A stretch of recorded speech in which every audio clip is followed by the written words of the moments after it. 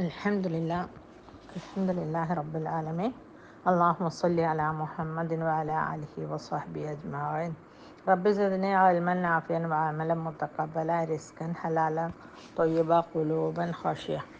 അമ്മാ ബഅദ്. അസ്സലാമു അലൈക്കും വറഹ്മത്തുള്ളാഹി വബറകാതുഹു. മൈ ബിലവ്ഡ് സിസ്റ്റേഴ്സ്, കഴിഞ്ഞ ക്ലാസ്സിൽ നമ്മൾ തഹജ്ജുദിൻ്റെ അള്ളാഹു നൽകുന്ന ഓഫറുകളെക്കുറിച്ച് ഏകദേശം ഒരു 30ഓളം ഓഫറുകളെക്കുറിച്ച് സംസാരിക്കുകയുണ്ടായി. അതിൽ സംസാരിച്ച് തീരാത്തത് കൊണ്ട് അതിൻ്റെ ബാക്കി കാര്യങ്ങൾ ഈ വീഡിയോയിൽ പറയാമെന്ന് വിചാരിക്കുന്നു. ഇൻഷാ അല്ലാഹ് വബില്ലാഹി തൗഫീഖ്. മാത്രമല്ല, ഇത് ഏകദേശം ഞാൻ ഈ വിഷയത്തെക്കുറിച്ച് സമഗ്രമായ പഠനം നടത്തിയപ്പോൾ എനിക്ക് ഏകദേശം 90-90 കാര്യങ്ങൾ, മഹത്വങ്ങൾ ഈ വിഷയത്തെ സംബന്ധിച്ച് മനസ്സിലാക്കാൻ സാധിച്ചു. അൽഹംദുലില്ലാ, മാഷാ അല്ലാഹ് ബില്ലാഹി തൗഫീഖ്. അത്ഭുതപ്പെട്ടു പോയി. അജബൻ അജബാന്ന് അറബികൾ പറയും പോലെ അത്രയും പ്രതിഫലങ്ങൾ.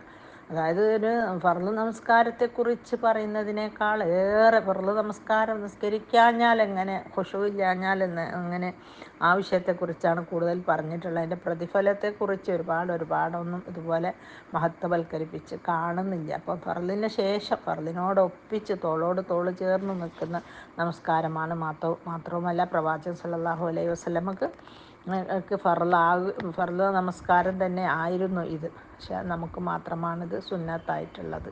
കാരണം എൻ്റെ ഉമ്മത്തിന് അത് ചെയ്യാൻ സാധിക്കുമോ എന്ന് സല്ലല്ലാഹു അലൈഹി വസല്ലമ ഭയപ്പെട്ടിരുന്നത്ര. ശരിയാണ്, പലരും ചെയ്യാത്തവരുമുണ്ട്.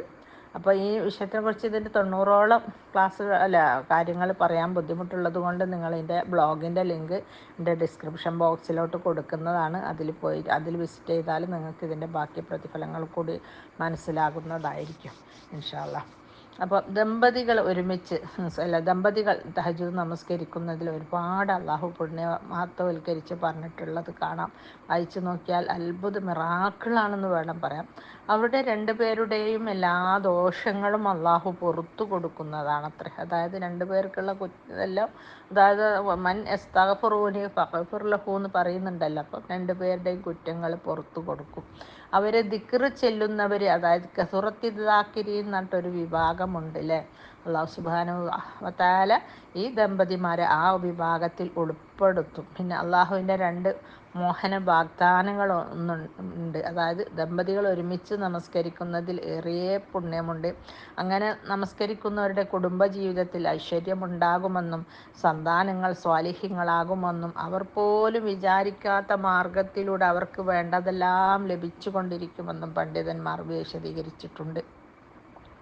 അള്ളാഹുവിൻ്റെ വിശിഷ്ട അടിമകളിൽ അള്ളാഹു അത്തരം ദമ്പതികളെ മലക്കുകൾ രേഖപ്പെടുത്തുമെന്നും ഹദീസിൽ വിശദീകരിക്കുന്നു. അതായത് അള്ളാഹുവിൻ്റെ ചീഫ് ഗസ്റ്റിൽ അവരെ ഉൾപ്പെടുത്തും. നമ്മളൊരു ഗസ്റ്റായിട്ടാണ് സ്വർഗത്തിൽ ചെല്ലുന്നതെങ്കിലും തഹജ്ജുദ് നമസ്കരിക്കുന്ന ദമ്പതികളെ പ്രത്യേക ഒരു പൊസിഷൻ നൽകി, പ്രത്യേക ഒരു ചീഫ് ഗസ്റ്റ്. അതായത് നമുക്കറിയാം, സാധാരണഗതിയിൽ ഇപ്പോൾ വലിയ പാർട്ടി കല്യാണമൊക്കെ നടക്കുമ്പം ഈ ഗൾഫിൽ നിന്നൊക്കെ ഉള്ള അറബികളും അങ്ങനെ കണ്ട് വിദേശത്തുള്ള വലിയ വലിയ ബിസിനസ് മാന്മാരൊക്കെ വന്നു കഴിഞ്ഞാൽ അവർക്ക് വേറെ ഫുഡാണല്ലേ, അവർക്ക് വേറെ തന്നെ ഫുഡ് കഴിക്കാൻ. അങ്ങനെ ഓരോരുത്തരെയും ഒരു ചുവപ്പ് പരവതാനി വിരിച്ചിട്ട് സ്റ്റേജിലിരുത്തും.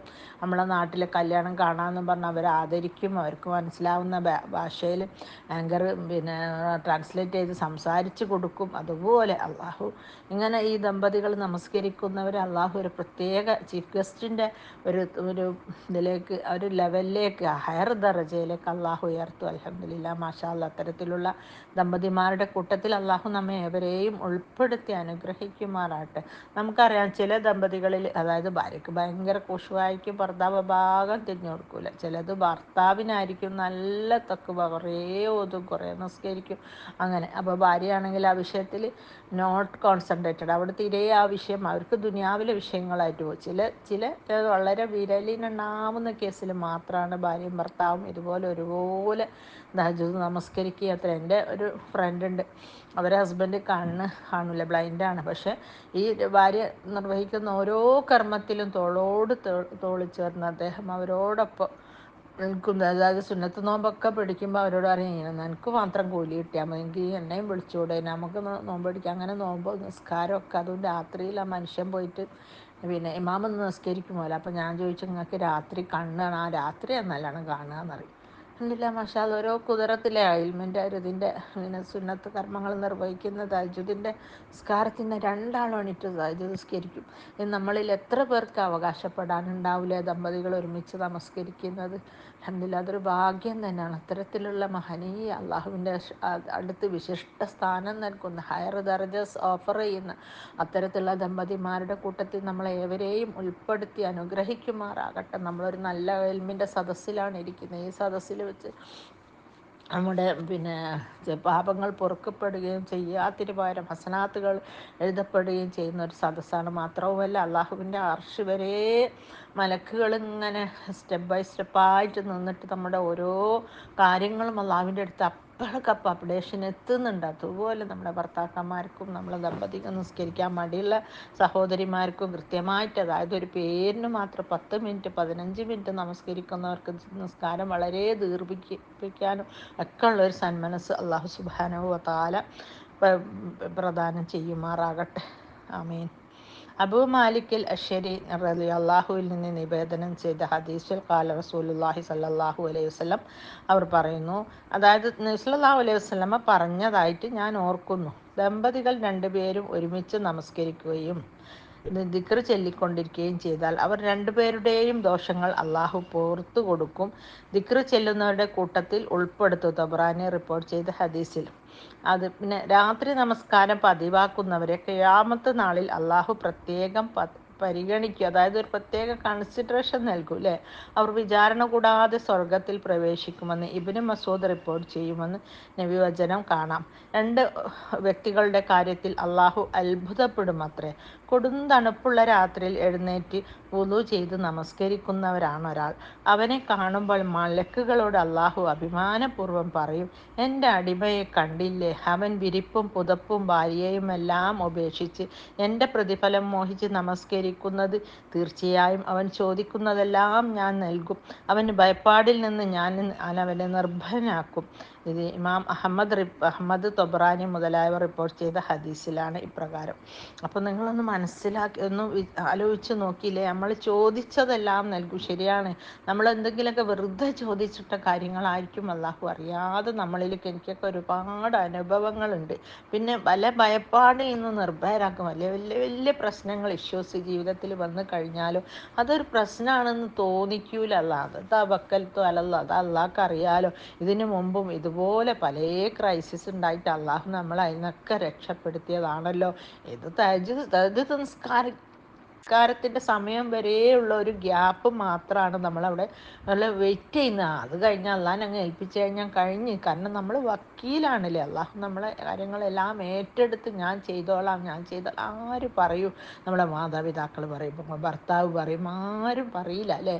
ഞാൻ വക്കീലാണ്, എന്നെ ഏൽപ്പിച്ചോളി എന്ന് അള്ളാഹു മാത്രം ഒരു ഓരോ അടിമകളുടെയും വിഷയത്തിൽ കോൺസെൻട്രേറ്റഡ് ആയിട്ട്. എന്നിട്ട് പോലും നമ്മളെന്താക്കും, നമ്മളെ വിഷയങ്ങൾ നമ്മൾ തന്നെ തലയിൽ കെട്ടി നമ്മൾ തന്നെ ടെൻഷനായിട്ട് ഇങ്ങനെ നടക്കും അല്ലേ.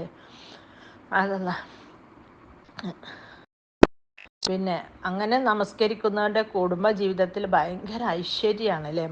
സ്വാലിഹായ മക്കളും ഉണ്ടാവും. അങ്ങനെ എന്നൊക്കെ അത്തരത്തിലുള്ള മഹത്വങ്ങൾ ഒരുപാട് വിശദീകരിച്ചതായി കാണാം. പിന്നെ അള്ളാഹു പറയുന്നു, അതായത് ഒരു സത്യവിശ്വാസിയുടെ പവിത്രത രാത്രി നമസ്കാരത്തിലാണ് നിലകൊള്ളുന്നത്. ഹദീസാണ്. ഒരു സത്യവിശ്വാസിയുടെ പവിത്രത രാത്രി നമസ്കാരത്തിലാണ് നിലകൊള്ളുന്നത്. അവൻ്റെ അഭിമാനമാകട്ടെ ജനങ്ങളെ ആശ്രയിക്കാതിരിക്കലുമാണ്. തൊബ്രാനി റിപ്പോർട്ട് ചെയ്ത ഹദീസിൽ. പിന്നെ നമുക്കെല്ലാം അറിയുന്ന ഇതിനെ കുറിച്ചെന്താണ്, തറാവിഹ് നമസ്കാരത്തെക്കുറിച്ചാണ്. നമുക്കെല്ലാം അറിയാം അല്ലേ. മൻ ഖാമ റമദാന ഈമാനൻ ഇഹ്തിസാബൻ ഓഫിറ ലഹു മാ തഖദ്ദമ ബിദംബിഹി. ആരെങ്കിലും ഒരാൾ ഇഹ്തിസാബോട് കൂടിയും ഈമാനോട് കൂടിയും ഇഹ്തിസാബോട് കൂടിയും പരിശുദ്ധ റമദാനിൽ ഇമാമിനോടൊപ്പം നമസ്കരിച്ചാൽ അവന് കഴിഞ്ഞു പോയ പാപങ്ങളെല്ലാം പൊറുക്കപ്പെടും അല്ലേ. അത് നമ്മൾക്കെല്ലാം അറിയുന്ന കാര്യമാണ്. അതുകൊണ്ട് തന്നെയാണ് ഒരു നിസ്കരിക്കാത്തോലും അല്ലേ, റമദാൻ വന്നാൽ തറാവീഹ് നിസ്കാരത്തിന് മുമ്പിൽ സഫിൽ കൈകെട്ടാനുണ്ടാവും. അതൊരു ചെറിയ പാപങ്ങളാണ് പൊറുക്കപ്പെടുക. എന്നിരുന്നാലും അതും വലിയൊരു കാര്യമാണല്ലോ അല്ലേ. ചെറുത് പൊറുക്കപ്പെട്ടാൽ വലുതിന് മാത്രം തൗബ ചെയ്താൽ മതിയല്ലോ. പിന്നെ തഹജ്ജുദ് നമസ്കാരത്തിൽ ധാരാളം മനപ്പാഠ സൂറകൾ ഓതാനും ഹത്തം തീർക്കാനൊക്കെ സാധിക്കും. രാത്രി നമസ്കാരത്തിൽ ഖുർആൻ പാരായണം ചെയ്യുന്നതിൻ്റെ നിരവധി മഹത്വങ്ങൾ സല്ലല്ലാഹു അലൈഹി വസല്ലമയിൽ നിന്ന് റിപ്പോർട്ട് ചെയ്ത ഹദീസിൽ കാണാം. അതായത് ഒരാൾ രാത്രി 10 ആയത്തുകൾ ഓതിക്കൊണ്ട് നമസ്കരിച്ചാൽ അവനൊരു കൂമ്പാര പ്രതിഫലമുണ്ട്. അത് നോക്കണം, ഡെയിലിയാണ് കേട്ടോ. ഡെയിലി കൂമ്പാരം കിട്ടിയാൽ അതെത്ര വലിയ കൂമ്പാരമായിരിക്കും. ഈ തഹജ്ജുദ് നമസ്കാരം എന്ന് പറയുന്ന ഒരു സത്യവിശ്വാസിയായിട്ട് അവനായിട്ട് അത് തുടങ്ങി വെച്ച് അവനായിട്ട് അത് നിർത്തൂല, എന്നും തുടർന്നുകൊണ്ടേയിരിക്കും. ഞാൻ പറഞ്ഞില്ല, തഹജ്ജുദ് നിസ്കാരം ഒരു അഡിക്ഷനാണ്, ഭയങ്കര ടെൻഷനായിരിക്കും. അത് ഇല്ലാണ്ടല്ല, നമ്മളെ വീട്ടിൽ ആരും ഇല്ലെങ്കിലും ഫ്രിഡ്ജില്ലെങ്കിലും ടി വി ഇല്ലെങ്കിലും ഒന്നും ഇല്ലെങ്കിലും നമുക്ക് അത്ര ടെൻഷൻ ഉണ്ടാവില്ല. പക്ഷേ തഹജ്ജുദ് നമസ്കരിക്കുന്ന ഒരു സത്യവിശ്വാസിക്ക് അവനെങ്ങാനും ആ നിസ്കാരം നഷ്ടപ്പെട്ടു പോയാൽ പിന്നീട് പകൽ വീട്ടിയെടുക്കാം. പക്ഷെ പകൽ അതിൻ്റെ ഒരു ഖുശൂഉം ഒരു റാഹത്തും ഒരു ധാരാളമായിട്ട് ഖുർആൻ പാരായണം ചെയ്യുന്ന അവസരങ്ങളൊന്നും കിട്ടിയെന്ന് വരില്ല. പകരം എന്തായാലും ഇല്ലേ, ഇന്ന നാശിയത്തെ ലൈലി ഹിയ അഷദ്ദു അഖ്വമൊക്കെ ഇല്ല. അതായത് നിങ്ങൾക്ക് രാത്രിയിലെ നമസ്കാരത്തിന് നല്ലൊരു എന്താ പറയുക, അള്ളാഹുമായിട്ട് നേരിട്ട് സംവദിക്കാനുള്ള ഒരു ഓതാനും ആക്കാനും പാപമോചനം തേടാനൊക്കെ ഉള്ളൊരു ഹുഷൂവും ഒരു അറ്റ്മോസ്ഫിയർ ആയിരിക്കും. അത് പകൽ എന്തായാലും കിട്ടൂല. പിന്നെ ഈ ലോകവും അതിനുള്ള മുഴുവനും ലഭിക്കുന്നതിനേക്കാൾ ഉത്തമമായിരിക്കും. അതായത് 10 ആയത്തോതി നിസ്കരിച്ച ഒരു കൂമ്പാരം പ്രതിഫലം, അതായത് ഈ ലോകത്തുള്ള മുഴുവനുള്ളതും അതിനേക്കാൾ കൂടുതലും ലഭിക്കുന്നതായിരിക്കും എന്ന് പറയുന്നത്. അപ്പം പിന്നെ 3 റക്അത്ത് വിത്ർ നിസ്കരിച്ചാൽ തന്നെ സംഭവമായില്ലേ. പിന്നെ സബ്ബിഹിസ്മോദി കുലിയായു അൽ കാഫിറൂനും കുൽഹുവല്ലാഹു അഹദ്, എല്ലാം കുൽഹുവല്ലാഹു അഹദ് തന്നെ 5 ആയത്തുകളുണ്ട്. അതെല്ലാം കൂടെ ഓതുമ്പത്തേക്കും തന്നെ 10 ആയപ്പോൾ 10 ആയത്താവും. അപ്പം അത്ര ഓതി നിസ്കരിച്ചാൽ തന്നെ എന്തായി, കുമ്പാരം പ്രതിഫലം. മാത്രമല്ല ഇഹലോകവും അതിനുള്ളതിനേക്കാൾ ഏറെ ലഭിക്കുന്നതിനേക്കാൾ ഉത്തമമായിരിക്കും. ഖിയാമത്ത് നാളിൽ അള്ളാഹു അവനോട് പറയപ്പെടും അത്ര, നീ ഓതുക, ഓരോ ആയത്തിനും അനുസരിച്ച് പടികൾ കയറുക, ആയത്തുകൾ തീരുന്നത് വരെ നീ അത് തുടരുക. അങ്ങനെ എത്ര ആയത്തോതി നമസ്കരിച്ചോ അതിനനുസരിച്ച് അദ്ദേഹത്തിൻ്റെ പദവി ഉന്നതിയിൽ എത്തിച്ചേരും. തബറാനി അംർ ബിൻ ആസ് നിവേദനം ചെയ്ത ഹദീസാണ് ഇപ്രകാരം പറയുന്നത്. അതായത് നമ്മൾ എത്രമാത്രം തഹജ്ജുദിൽ ഓതുന്നു, അതായത് കുറേ ബൈഹാർട്ട് സൂറകൾ പഠിച്ചവരൊക്കെ അത് ബൈഹാർട്ട് പുതുക്കാനും പിന്നെ തദബ്ബുർ ചെയ്യാനുമായിട്ട് ഇങ്ങനെ ഒരുപാട് ഓതി നമസ്കരിക്കൂലേ. അതിനായിട്ടൊരു പ്രത്യേക സമയം തന്നെ മാറ്റി വെക്കണം. പലരും വിചാരിക്കും അത് ഉറങ്ങി അത്രയേ സമയം എണീറ്റ് കഴിഞ്ഞാൽ നമുക്ക് നേരം വെളുത്ത ഒരു ഫ്രഷ്നെസ് ഉണ്ടാവില്ല, പിന്നെ നേരം വെളുത്ത പണി നടക്കൂല, അങ്ങനെ എണീക്കാൻ പറ്റൂല, ഗുളികയാണ്, ആനാണ് ചേനാണ്, അങ്ങനെ പല പല ഉദറുകളും പറയുന്നേക്കല്ലേ. പക്ഷേ ഈ വിഷയത്തിൽ നമ്മളായിട്ട് ക്രിയേറ്റ് ചെയ്തുണ്ടാക്കുന്ന ഉദറുകളാണ്. അതേസമയം നമുക്ക് വേറെ എവിടെയെങ്കിലും ടൂറ് പോകാനുണ്ടെങ്കിലോ കുട്ടികളെ ഹോസ്പിറ്റലിലായാലോ വേറെ ആൺകുട്ടികളോ വേറെ ആരെങ്കിലും വിദേശത്ത് പോകാൻ അന്നേരമൊക്കെ നമ്മൾ ഉറക്കമൊഴിയുകയും ചെയ്യും അല്ലേ. ഇങ്ങനെ നിസ്കാരത്തിന് പറയുമ്പോൾ പല കാരണങ്ങളും പറഞ്ഞ് അത് അവർ സ്വയം സമാധാനിക്കാൻ വേണ്ടി പറയുന്നു, അല്ലാണ്ട് എണീക്കാണ്ട് കഴിയായിട്ടൊന്നുമല്ല. ആരുമില്ലേ നീ നിർബന്ധിച്ചാൽ ഞാൻ എത്തിക്കുമെന്ന് പറഞ്ഞേക്കണം. നമ്മളേതെങ്കിലും ഇപ്പോൾ ഒരു ഗതിയും ഇല്ലാത്ത ഒരു പാവപ്പെട്ട ഒരു ഹജ്ജിനോ ഉംറക്കോ വേണ്ടി നിരന്തരം റിപ്പീറ്റഡ്ലി ദുആ ചെയ്യുകയാണെങ്കിൽ അവർക്കത് എത്തിക്കുന്നുണ്ട്. അവർ ഹജ്ജ് ചെയ്യുന്നു ഉംറ ചെയ്യുന്നൊക്കെ നമ്മുടെ ഈ ചെറിയ കണ്ണുകൾ കൊണ്ട് നമ്മൾ കാണുന്നതാണ്. അതുപോലെ തന്നെ ഞാൻ നിസ്കരിക്കും എന്നുള്ളൊരു ശക്തമായൊരു വാശി നമ്മുടെ ഉള്ളിൽ, ഒരു വിളി നമ്മുടെ ഉള്ളിൽ നിന്ന് വേണം. അപ്പോൾ അല്ലാഹു സുബ്ഹാനഹു വ തആല എല്ലാ രോഗങ്ങളെയും മാറ്റിവെച്ച് നമുക്കത് ചെയ്യാനുള്ള ഒരു തൗഫീഖ് അല്ലാഹുവിൻ്റെ ഭാഗത്ത് നിന്ന് പ്രദാനം ചെയ്യും. വീണ്ടും പറയുന്നു, 10 ആയത്തുകൾ ഓതി ആരെങ്കിലും നമസ്കരിച്ചാൽ അവൻ അശ്രദ്ധവാന്മാരിൽ ഉൾപ്പെടുകയില്ല. അതായത് ഓഫിലത്തിലായ ആൾക്കാരുടെ കൂട്ടത്തിൽ. ആദ്യം പറഞ്ഞു അങ്ങനെ ഓതി നിസ്കരിച്ചാൽ കൂമ്പാരം പ്രതിഫലമുണ്ട്. വീണ്ടും പറഞ്ഞു അത് ലോകത്തിലുള്ള മുഴുവൻ ലഭിക്കുന്നതിനേക്കാൾ, ഈ ലോകം മാത്രമല്ല അതിനുള്ളത് മുഴുവൻ ലഭിക്കുന്നതിനേക്കാൾ ഉത്തമമായിരിക്കും. വീണ്ടും പറയുന്നു തഹജ്ജുദ് 10 ആയത്തോതി നമസ്കരിച്ചാൽ ഒരിക്കലും അവൻ ഓഫിലത്തിലായവരുടെ കൂട്ടത്തിൽ ഉൾപ്പെടുത്തുകയില്ലാതെ. പിന്നെ രണ്ടാമത്തെ കാര്യം, 100 ആയത്തുകൾ ഓതി നമസ്കരിച്ചാൽ അവൻ ആബിദുകളിൽ ഉൾപ്പെടും. അതായത് അള്ളാഹുവിൻ്റെ ഉത്തമമായ അടിമകളെ കൂട്ടത്തിൽ അവന് എണ്ണപ്പെടും. 1000 ആയത്തുകൾ ഓതി നമസ്കരിച്ചാലോ അവൻ്റെ നാമം ഏറ്റവും ഉയർന്ന പ്രതിഫലക്കാരുടെ കൂട്ടത്തിൽ ഉൾപ്പെടുത്തുമെന്ന് അബൂദാവൂദ് റിപ്പോർട്ട് ചെയ്ത ഹദീസിൽ കാണാം. നിന്റെ നിസ്കാരത്തിൽ പാരായണം ചെയ്യുന്ന 3 ആയത്തുകൾ 3 ചുവന്ന ഒട്ടകം കിട്ടുന്നതിന് സമാനമാണ്. അബൂ ഹുറൈറ റിപ്പോർട്ട് ചെയ്ത ഹദീസ്. നിങ്ങൾ ഒരുവൻ തൻ്റെ വീട്ടുകാരിലേക്ക് മടങ്ങി ചെല്ലുമ്പോൾ തടിച്ചു കൊഴുത്ത 3 ഗർഭിണിയായ ഒട്ടകങ്ങളെ കിട്ടുന്നത് നിങ്ങൾ ഇഷ്ടമായിരിക്കുമോ എന്ന് ചോദിക്കുന്നുണ്ട്. അപ്പോൾ സഹാബികൾ പറഞ്ഞു, പിന്നെ അല്ലാണ്ടോ.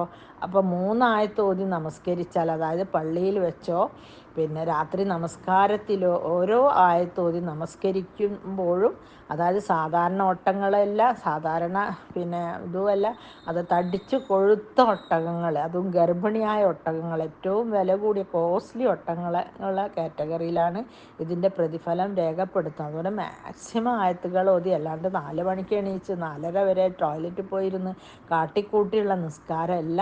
ഏകദേശം ഒരു 2 മണിയോടടുക്കുമ്പോഴാണ് അള്ളാഹു സുബ്ഹാനഹു വ തആല യൻസിലു തബാറക അള്ളാഹു തആല ഇല സമാഇ ദുനിയ, അല്ലേ, ഏറ്റവും അടുത്ത ആകാശത്തിലേക്ക് അള്ളാഹു ഇറങ്ങി വരുന്നു. അള്ളാഹു എവിടെ ഉള്ളത്? 7 ആകാശത്തിൻ്റെയും മേലെ, അതിൻ്റെ മേലെ വെള്ളമുണ്ട്, അതിൻ്റെ മേലെ അർഷുണ്ട്, അതിൻ്റെ മേലെയാണ് അള്ളാഹു ഉള്ളത്. അവിടുന്ന് അള്ളാഹു യാത്ര ചെയ്ത് ഇവിടെ വരെ വരികയാണ്. അള്ളാഹ്ക്ക് പിന്നെ കുൻ ഫയക്കൂൻ എന്ന് പറയേണ്ട ആവശ്യമുള്ള സമയാകുമ്പോഴത്തേ അള്ളാഹു ഇവിടെ എത്തും, അല്ലേ. അപ്പം ആ സമയത്ത് ഇത്രയൊക്കെ കാര്യങ്ങൾ ചെയ്യാന്ന് പറഞ്ഞാൽ ഭയങ്കര സമയം. അതും അള്ളാഹു നമ്മൾ രാത്രി ഇങ്ങനെ ഉറക്കൊയ്യുന്നത് നിസ്കരിക്കുന്നതൊക്കെ വലിയ മദഹായിട്ട് എഴുതി വെക്കും. അതിനൊരുപാട് ഓഫറുകളും പ്രതിഫലവും ഒക്കെ വാഗ്ദാനം ചെയ്യുന്നു. പക്ഷേ പകൽ ഉറങ്ങണ്ടെന്നും പറഞ്ഞിട്ടില്ല. അപ്പം നമുക്ക് ഈ ഉറക്ക് മിസ്സാകുന്ന ഉറക്ക് വേണമെങ്കിൽ ഒരു കൈലൂല്യത്തിൻ്റെ സമയത്ത് ഉറക്കെന്ന് പറഞ്ഞ ളുഹ നമസ്കാരത്തിന് ശേഷം എന്തായാലും ഓട്ടോമാറ്റിക്കലി ആ സമയത്ത് നമുക്കൊരു ഉറക്ക് വരുന്നുണ്ട്. അത് സുന്നത്തായ പ്രവാചകൻ സല്ലല്ലാഹു അലൈഹി വസല്ലമയുടെ സുന്നത്തായ ഉറക്കമാണ്. രാത്രി ഇങ്ങനെ ഒരുപാട് ഓതുകയും നിസ്കരിക്കുകയൊക്കെ ചെയ്യുന്നവർക്ക് ആ സമയത്ത് ഒരു ഉറക്ക് വരും. പിന്നെ ഉച്ചഭക്ഷണത്തിന് ശേഷം ഒന്ന് വിശ്രമിക്കുക, അപ്പോഴും ഉറങ്ങാം, അല്ലേ. ആ ഉറക്കിനൊന്നും അള്ളാഹു ഒരു പിന്നെ പിന്നെ വിരോധവും ഏർപ്പെടുത്തിയിട്ടില്ല. അതേസമയം രാത്രിയിലാണെങ്കിലോ ഉറക്കൊഴിഞ്ഞ് ഇങ്ങനെ ചെയ്യുകയാണെങ്കിൽ ഭയങ്കര മഹത്വവൽക്കരിക്കപ്പെട്ട പ്രതിഫലങ്ങളാണ്. ഈ ഒരു നമസ്കാരത്തിന് മാത്രം, ഈ ഒരു നമസ്കരിക്കുന്നതിന് മാത്രം അള്ളാഹു പ്രതിഫലം രേഖപ്പെടുത്തുമെന്നാണ് പറഞ്ഞത്. കാരണം നമ്മൾ മറ്റെന്ത് പ്രവൃത്തിയും ചെയ്യുകയാണെങ്കിൽ നെയ്യത്തിന് ഒരു പ്രതിഫലം, അല്ലേ. ഞാൻ ആർക്കെങ്കിലും ഒരു 500 രൂപ കൊടുക്കാമെന്ന് വെച്ചാൽ ഒരു 500 കൊടുക്കും എന്നുള്ള ഒരു പ്രതിഫലത്തിൻ്റെ കൂലിയാണ് കിട്ടുക. അതേസമയം അത് ചെയ്ത് കഴിഞ്ഞാൽ 500, അതായത് 5000 രൂപ കൊടുത്ത പ്രതിഫലമാണ് കിട്ടുക. അതേസമയം തഹജ്ജുദ് നമസ്കാരമാണെങ്കിൽ രാത്രി നമ്മൾ നെയ്യത്ത് വെച്ച് എന്താണോ കിടക്കുന്നത്, നാളെ ഇൻഷാ അല്ലാഹ് ഞാൻ എണീക്കും, എനിക്ക് എണീച്ചിട്ട് ഇത്ര നിസ്കരിക്കണം, കുറേ ഓതണം എന്നൊക്കെ വിചാരിച്ച് കിടന്നു കഴിഞ്ഞാൽ അള്ളാഹു സുബ്ഹാനഹു വ തആല അതിൻ്റെ പരിപൂർണമായ പ്രതിഫലം പിന്നെ അന്ന് നിസ്കരിച്ചിട്ടില്ലെങ്കിൽ മലക്കുകൾ അത് മായ്ക്കുകയും ഇല്ല, അല്ലേ. അത് ഡിലീറ്റ് ചെയ്യൂല, നമ്മൾ നിസ്കരിച്ചെന്ന് തന്നെ എഴുതുക. അങ്ങനെ ഒരു പ്രതിഫലം എഴുതുന്ന ഒരു കർമ്മവും നമുക്ക് വേറെ നോക്കിയാൽ കാണൂല, അല്ലേ. നമ്മൾ ചെയ്യാണ്ട് തന്നെ നമുക്ക് ഇങ്ങനെ പ്രതിഫലം എഴുതുന്ന കർമ്മം. മാത്രമല്ല മുത്തഖീങ്ങളായ ആളുകൾക്ക് ഇത് ഞാൻ പറഞ്ഞല്ലോ, അവർക്ക് ഇതൊന്ന് ചെയ്യാൻ ഞാൻ ഭയങ്കര സങ്കടവും കരച്ചിലൊക്കെ ആണ്. അപ്പോൾ ഒരു 3 റക്അത്ത് വിത്ർ നമസ്കാരം നഷ്ടപ്പെട്ടവർക്കാണെങ്കിൽ പകൽ ളുഹാൻ്റെ സമയത്ത്, അതായത് ളുഹാൻ്റെ സമയത്ത് ളുഹറിന് മുൻപായിട്ട് നമസ്കരിക്കാം. 3 നഷ്ടപ്പെട്ടവന് 4 നമസ്കരിക്കണം. ഇനി 5 നഷ്ടപ്പെട്ടതെങ്കിൽ 6 നമസ്കരിക്കണം. 7 നഷ്ടപ്പെട്ടതെങ്കിൽ 1 കൂട്ടിയിട്ട് 8 നമസ്കരിക്കണം. ബിക്കോസ് പകൽ നമസ്കാരങ്ങളിൽ ഒറ്റയായ നമസ്കാരമില്ല, രാത്രി മാത്രമേ ഉള്ളൂ. മഗ്‌രിബിന് ഒറ്റ, വിത്ർ ഒറ്റ, അല്ലേ. ഇന്നല്ലാഹു വിത്ര യുഹിബ്ബുൽ വിത്ര, അല്ലേ. അള്ളാഹു ഏകനാകുന്നു, അള്ളാഹു ഏകത്വത്തെ ഇഷ്ടപ്പെടുന്നു. അപ്പം അതുകൊണ്ട് പകൽ ഈ തഹജ്ജുദ് ഖളാ വീട്ടി നമസ്കരിക്കുന്നവർ ഒന്ന് കൂട്ടിയിട്ടാണ് നമസ്കരിക്കുന്നത്. മാത്രമല്ല സത്യവിശ്വാസികൾ എന്ന് പറഞ്ഞാൽ അള്ളാഹുവിനോട് അത്രയ്ക്ക് ഹൃദയംഗമായി അടുത്തവർ, തഖ്വ കൊണ്ട് മുൻപിലുള്ളവർ, അല്ലേ, വളരെ ആത്മാർത്ഥമായിട്ട് സിൻസിയറായിട്ട് ചെയ്യുന്നൊരു കർമ്മമാണ്. അപ്പോൾ അവർക്കിത് രാത്രി അള്ളാഹു പ്രതിഫലം എഴുതിയല്ലോ, ഇനിയിപ്പോൾ നിസ്കരിക്കേണ്ടാലോ, ആ ഒരു ടോണല്ല അവർക്ക്. പഠിച്ചവനെ റബ്ബേ, ഞാൻ ചെയ്യാത്തൊരു കർമ്മത്തിന് അള്ളാഹു ഇതിന് പ്രതിഫലം രേഖപ്പെടുത്തിയതാണല്ലോ, അതുകൊണ്ട് എന്തായാലും അത് തിരിച്ച് നമസ്കരിച്ച് വീട്ടണം എന്നുള്ളൊരു ടെൻഡൻസി ആയിരിക്കും അവർ സിൻസിയറായിട്ടായിരിക്കും അവരുടെ ഓരോ കർമ്മങ്ങളിലും ഇഖ്ലാസ് പ്രതിഫലിക്കുന്നതായിട്ട് കാണും. സല്ലല്ലാഹു അലൈഹി വസല്ലമയുടെ തഹജ്ജുദ് നമസ്കാരത്തെക്കുറിച്ച് പറയുകയാണെങ്കിൽ അതൊരു ഒന്നൊന്നര നമസ്കാരമായിരുന്നു, അല്ലേ. എത്ര സൂറത്തുകൾ, അതും ഏതാണ്, അൽ ബഖറ, അൽ ഇംറാൻ, പിന്നെ നിസാ പോലെയുള്ള വലിയ വലിയ സൂറത്തുകളാണ്. പിന്നിൽ നിൽക്കുന്ന മാമൂമിനൊക്കെ കാലുവേദനായിട്ട് ഇപ്പോൾ റുക്കോവ് ചെയ്യും, ഇപ്പോൾ റുക്കോവ് ചെയ്യുന്നവരിങ്ങനെ പ്രതീക്ഷിക്കലാണ്. സല്ലല്ലാഹു അലൈഹി വസല്ലമയുടെ നമസ്കാരത്തിൻ്റെ ഒരു ഭംഗിയും അവതരണ ശൈലിയൊക്കെ അതൊന്ന് വേറെ തന്നെ. അപ്പോൾ ആയിഷ റളിയല്ലാഹു ചോദിക്കുന്നല്ലയോ പ്രവാചകരെ, സ്വർഗം കൊണ്ട് വാഗ്ദാനം ചെയ്ത താങ്കൾ എന്തിനാണ് ഇങ്ങനെ കഷ്ടത? നമുക്കറിയാം ആയിഷ റളിയല്ലാഹു നബി സല്ലല്ലാഹു അലൈഹി വസല്ലമ മരിക്കുമ്പോൾ ഒരു 18 വയസ്സൊക്കെ ഉള്ളൂ. അപ്പോൾ അതിൻ്റെ മുൻപ് ഇത് നിസ്കരിക്കുമ്പോൾ ഈ കുട്ടി ചെറുതാണ്, കുട്ടി ഇങ്ങനെ കിടന്നുറങ്ങും, നിസ്കാരപ്പായിലേക്ക് കാലെടുത്തിടും, കാലെടുത്ത് അങ്ങോട്ട് മാറ്റി വെക്കും, കൈയെടുത്തിടും, കൈയെടുത്താൽ അത്രയും ചെറിയ വീടാണല്ലോ. മാത്രമല്ല ഇത് കുട്ടിയാണ്, ഇതിന് തജ്വീദ് എണീക്കാനൊക്കെ മടിയാണ്. അപ്പോൾ പല ചെറിയ ചെറിയ അബദ്ധങ്ങളൊക്കെ പറ്റിയതായിട്ടും നമ്മുടെ ഉമ്മ ആയിഷ റളിയല്ലാഹു അൻഹയെ പറ്റിയായിട്ട് നമുക്കറിയാമല്ലോ. എന്ന് വെച്ചാൽ ടോയ്സും കൊണ്ട് 7 വയസ്സിൽ 8 വയസ്സിലിട്ടാണ് വൈവാഹിക ജീവിതത്തിലേക്ക് കടന്നു വരുന്നത്. എന്നിട്ട് നിക്കാഹ് കഴിച്ചിട്ട് പോലും കുറേ നബി സല്ലല്ലാഹു അലൈഹി വസല്ലമ വീട്ടിൽ കൂടാതെ ഇരുന്നതായിരുന്നു, കാരണം അത്രയും ചെറിയ മോളായതുകൊണ്ട്. അപ്പോൾ ആ അവസരത്തിൽ ആയിഷ റളിയല്ലാഹു അൻഹ ചോദിക്കുമ്പോൾ നബി സല്ലല്ലാഹു അലൈഹി വസല്ലം പറയുന്നില്ല, ഫലം അക്കൂന പിന്നെ ഷാക്കിരീൻ, ഞാൻ ആയിഷ, ഞാൻ അള്ളാഹുവിൻ്റെ അടുത്ത് ഒരു നന്ദിയുള്ള അടിമയാകണ്ടയോ എന്ന് ചോദിക്കുന്നുണ്ട്. അതൊരു വല്ലാത്ത ചോദ്യം അല്ലേ. അപ്രകാരം സ്വർഗത്തിലെ ഏറ്റവും ടോപ്പ് ദർജ, അതായത് സ്വർഗത്തിൻ്റെ താക്കോല് വാഗ്ദാനം ചെയ്ത നബി സല്ലല്ലാഹു അലൈഹി വസല്ലമ ഇപ്രകാരം നമസ്കരിക്കുന്നുവെങ്കിൽ നമുക്കൊക്കെ എന്താ മനുഷ്യന്മാരെ ഇത് ഒഴിവാക്കാനുള്ളൊരു ഒരു എന്താണ് ടെൻഡൻസി ഞാൻ ആലോചിച്ച് നോക്കാതെ ഇല്ല. ഏതെങ്കിലും വിധത്തിൽ, അതായത് യാത്രയിൽ പോലും ഉപേക്ഷിക്കാത്തൊരു നമസ്കാരമാണ് തഹജ്ജുദ്. അപ്പോൾ ഇതിനെക്കുറിച്ച് പറയുകയാണെങ്കിൽ ഒരുപാട് പറയാനുണ്ട്, പറഞ്ഞാൽ തീരാത്തത്. അതുകൊണ്ടാണ് ഞാനിതിൻ്റെ എഴുതിയിട്ടുള്ള ലിങ്ക്, ബ്ലോഗിൻ്റെ ലിങ്ക് ഞാൻ ഡിസ്ക്രിപ്ഷനിൽ കൊടുക്കും. നിങ്ങളത് നോക്കിയിട്ട് വായിച്ച് മനസ്സിലാക്കുക. അപ്പോൾ ഏകദേശം 63 വരെ ആയിട്ടുള്ളൂ ഞാൻ പറഞ്ഞിട്ട്. ഇനിയും ഒരുപാട് മഹത്വങ്ങൾ ഇതിനെക്കുറിച്ച് പറയാനുണ്ട്. അൽഹംദുലില്ലാ, മാഷാ അല്ലാഹ്. ഇത് കേട്ട സഹോദരിമാരെല്ലാം അതിൻ്റെ യഥാർത്ഥ ആഴങ്ങളിലേക്ക് തഹജ്ജുദിൻ്റെ പ്രതിഫലത്തെക്കുറിച്ച് മനസ്സിലാക്കുകയും അത് ജീവിതത്തിൽ പകർത്തുകയും, അല്ലാതെ നമ്മുടെ വെച്ചാൽ ഒരു സത്യവിശ്വാസികർക്ക് അവന് ആയിട്ട് മാംസവും തൊലിയുമായിട്ട് പ്രകാരമാണോ ബന്ധപ്പെട്ടിരിക്കുന്നത്, അതുപോലെയാണ് അല്ലേ അവരും ജീവിതത്തിൽ ഏറ്റവും ഒരു ഹയർ. അതായത് നമ്മൾ യാത്രയിൽ പോലും പതിയെ പക്ഷവും യാത്രയിൽ ബുദ്ധിമുട്ട്, ട്രെയിനിൽ യാത്ര ചെയ്യുമ്പോൾ ആ ബർത്തിൽ കിടന്ന് നിസ്കരിക്കുക എന്ന് പറഞ്ഞാൽ, അതെന്ന് വെച്ചാൽ കിടന്ന് നിസ്കരിക്കുമ്പോൾ ഒരു ഖുശൂ കിട്ടൂല, ഒരു ക്ലാരിറ്റി കിട്ടൂല. ഇരുന്ന് നമസ്കരിക്കാൻ നമ്മുടെ തല ശരിക്കും നിൽക്കൂലല്ലോ അവിടെ, അതിനകത്തുള്ള ഹൈറ്റ് ഉണ്ടാവില്ല. ആ ഒരു അവസരത്തിലാണ് വല്ലാത്ത ബുദ്ധിമുട്ട് അനുഭവപ്പെടുക. വേറെ അല്ലാത്തപ്പോഴൊക്കെ ഇത് യാത്രയിലും നമുക്കും അത് നിസ്കരിക്കണം തന്നെയാണ് നമ്മൾ. അതായത് നമുക്കത് ഒഴിവ് കഴിവില്ല. അതായത് ഫർള് നമസ്കാരങ്ങളാണെങ്കിൽ നമുക്ക് ലൊഹറും അസറൊക്കെ 4 2 അതിൻ്റെ റവാത്തിബ് സുന്നത്തുകൾ കട്ട് ചെയ്തിട്ടൊക്കെ യാത്രയിൽ മുന്നോട്ട് പോകാം. പക്ഷേ ഈ വിഷയത്തിൽ അല്ലാഹു സുബ്ഹാനഹു വ തആല കാര്യമായിട്ടുള്ള ഇളവുകളൊന്നും പറഞ്ഞില്ല. പക്ഷേ ഇളവുകളില്ല എന്ന് പറഞ്ഞുകൂടാ. അപ്പോൾ നമസ്കരിക്കാൻ മറന്നു പോയ അള്ളാഹു പ്രതിഫലം തരുന്നുണ്ട്. പക്ഷേ ഇത് സ്ഥിരമായിട്ട് ചെല്ലാം. അള്ളാഹു യുഹിബുൽ അമാലി വൈൻ കല്ല അല്ലേ, ദായിമൻ വൈൻ കല്ല. അതായത് വളരെ കുറച്ചാണ് ചെയ്യുന്നതെങ്കിൽ പതിവായിട്ട് ചെയ്യുന്ന അമലുകൾക്കാണ് അള്ളാഹുവിൻ്റെ അടുത്ത് ഏറിയ പ്രതിഫലം.